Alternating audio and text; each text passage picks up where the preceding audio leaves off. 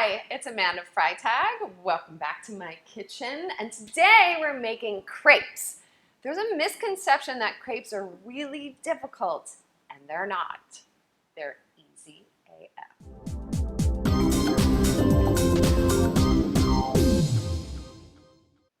Okay, to make the crepe batter, it is incredibly simple. There's only a few ingredients. We have 5 eggs, whole eggs, and one important thing to remember is that all of your ingredients should be the same temperature. So the eggs should be room temperature, milk, 1 cup should be room temperature, butter should be melted, this is 3/4 cup, and room temperature. Very important for the ingredients to combine better. We're gonna put in 1 cup of the milk. I'm gonna put in a little bit of salt, about 1/4 teaspoon. There's a little bit of salt in my flour. It's 1/2 cup of flour for 1 cup of milk. Now I want to be careful here. I don't want to get a lot of air into this batter. I just want to beat it together. I don't want to get air and it will sit a little bit because we want our crepes to be thin. We don't want them to be fluffy and full of air. Okay, so you get those eggs beaten and then you add the flour. Get that flour in there.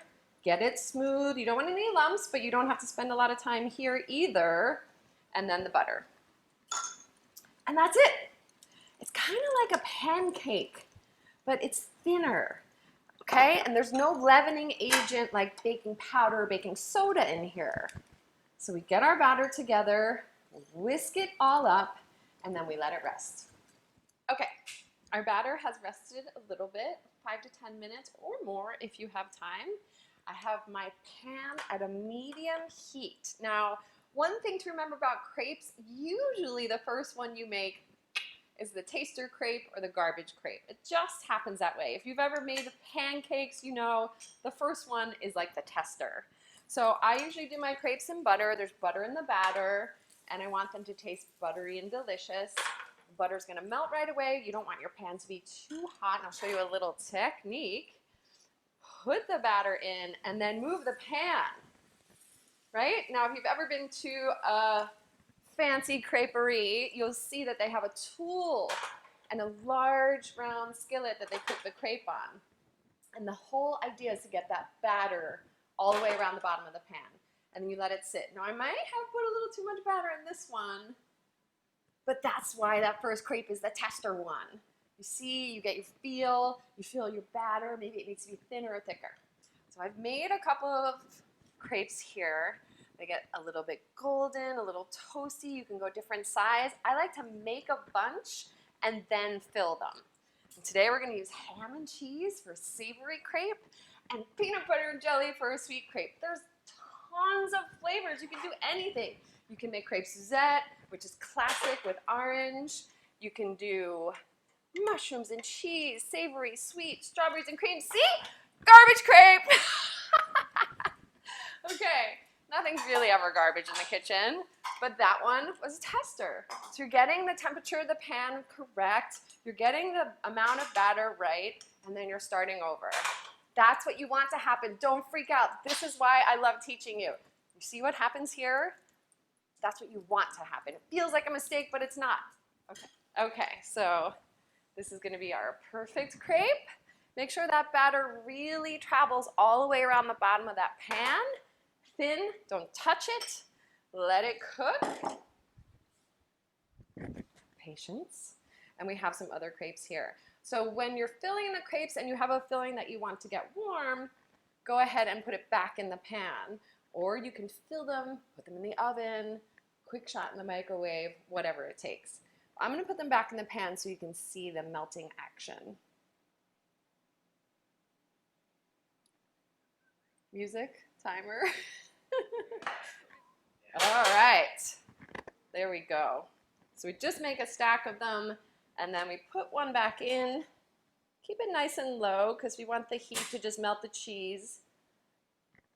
And you can fill them as you make them.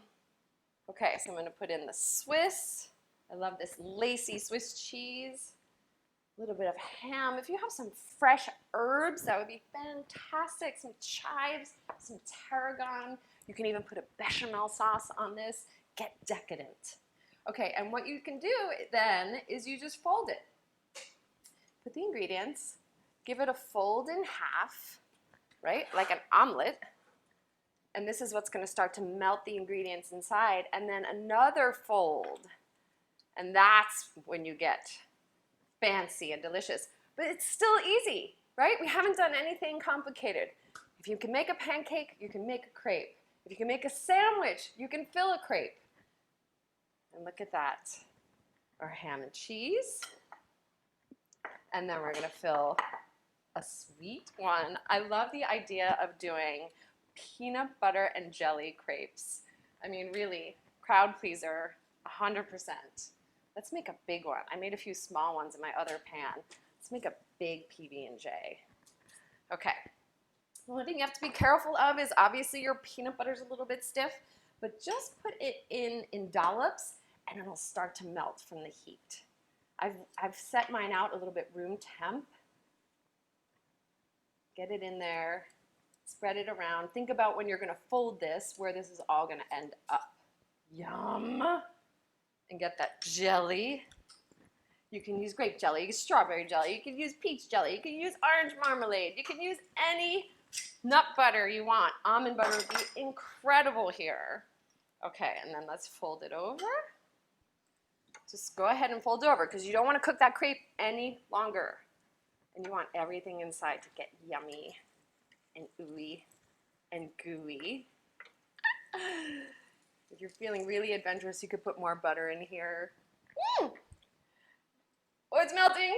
Oh my God, it looks so good. I'm gonna put that on that same plate, even though I have my savory crepe, and we get to take a bite.